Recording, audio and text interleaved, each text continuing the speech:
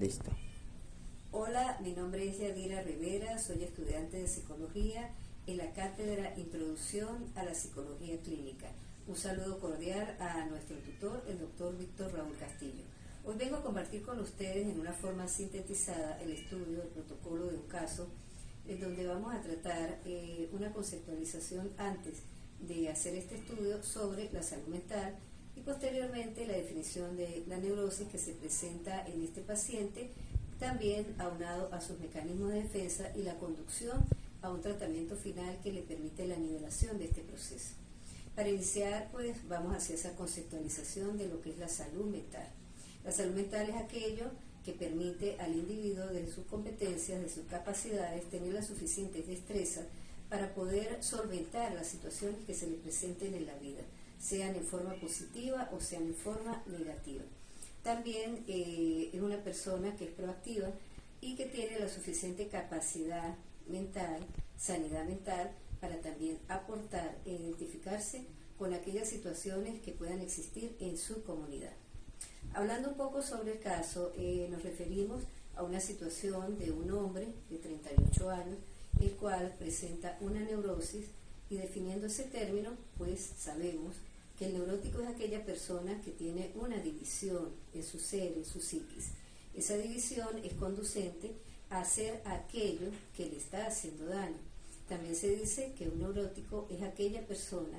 que está ejerciendo ciertas acciones sobre los demás en una forma negativa, y en donde, aunque esta persona quisiera cambiar este trazo, pues no tiene la capacidad, porque en él en esta persona inciden varios mecanismos de defensa, entre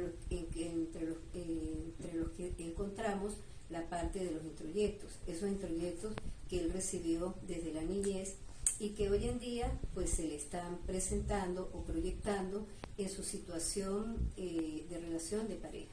Él explicaba en esas primeras consultas, en esas primeras entrevistas, de que tenía una relación relativamente estable, era casado con una persona, con una señora, con ella duró 5 años, pero no podía tener la capacidad de serle fiel. Durante ese tiempo, pues tuvo a la par un amante con la que sostenía relaciones sexuales en forma continua.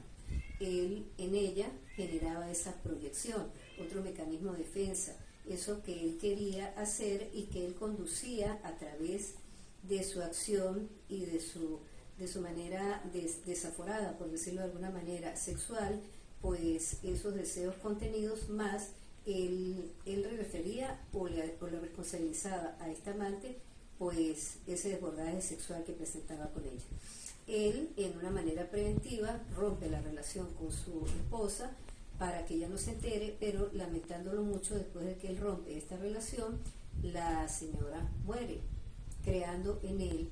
un nuevo trazo, un trazo psicológico, psíquico, trastorno también de culpa, esa culpa que él no reconoce. Él entra en deflexión, otro mecanismo de defensa, en donde él